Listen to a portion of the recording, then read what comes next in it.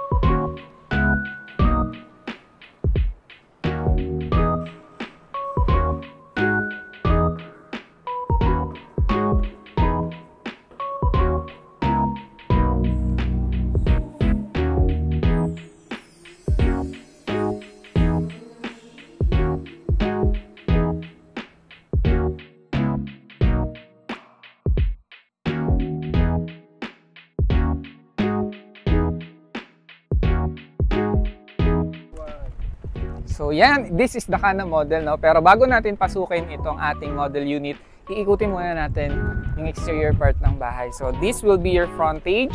Yan, meron tayo ditong 3 meters na setback for your garden area or your balcony. Pwede nyo siyang gawing tindahan. Ha? Pwede naman din, no? Yan, extend natin. Then dito naman yung ating provision for your carport. So this model unit po, nakatayo ito sa corner lot. No? And mind you, meron pa tayo mga available na corner lots dito sa Centera, Cabuyao. So kasya po dito yung ating mga carport, yung ating mga van, SUV or pick-up kasi malaki naman po siya. Ayan. So kasya po yan dito sa ating parking area. And meron pa po tayong setback sa likod. Ayan, approximately 2 meters po na setback dito sa likod for your service area or your laundry area or dirty kitchen. Pwede nyo siyang i-extend dito sa likod. Yan. So may access door po tayo dito. And upon turnover, if you decided na ayoko na sa loob yung kitchen kasi nangangamoy, so pwede natin dito ilipat. Yan. Meron din tayo ditong sliding door papunta sa loob, pero mamaya na natin explain sa may loob kasi medyo mahangin. Sarap.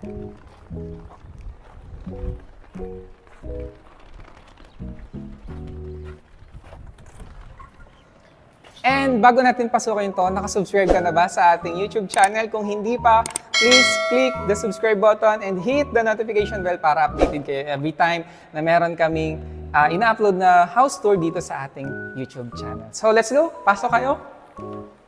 Yan. So again, our main door is made of steel. So steel door po siya na merong knob. And also meron tayo ditong correction na natin. Natanong natin kanina sa engineer. This is a glass steel casement window. So hindi po siya sliding window kasi hindi naman siya na-slide. Napupush lang siya palabas. Okay. Yan. So complete po yung ating first floor. No? May tiles, 60 by 60 ceramic tiles. May ceiling na din po tayo. Painted na po yan. Yung mga walls natin, naka-painted na din po yan ng white. And for your kitchen area, meron tayong sink, stainless steel na sink, and little space for your kitchen utensils, di ba? Pwede nating ilagay. Dito yung ating refrigerator. So maliit lang siyang kitchen, pero yun nga, na ano naman niya yung purpose niya. It served its purpose, di ba? So dito po yung space for your dining area.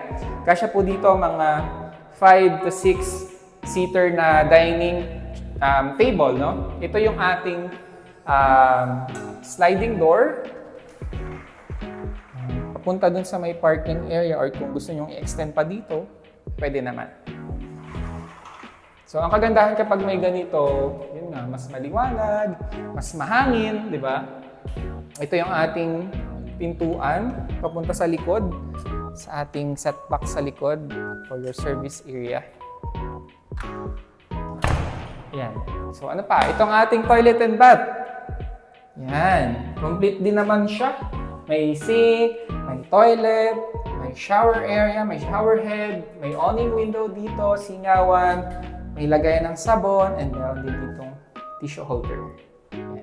For the door ng ating toilet and bath, naka-PVC flush door po siya. Ito naman, may space po tayo dito sa ilalim ng hagdan for your additional storage.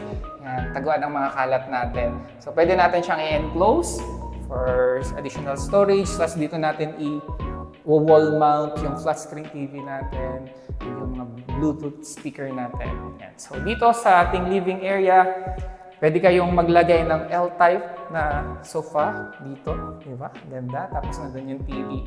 So, ni-imagine nyo na ba kung ano yung pwedeng mangyari dito sa ating first floor. So, basically, complete na siya, no? May living, may dining, and may kitchen area. May service area ka pa sa likod. So, let's go sa second floor. Para sa hagdan naman, guys, same lang din ni Aster model. Cement na siya.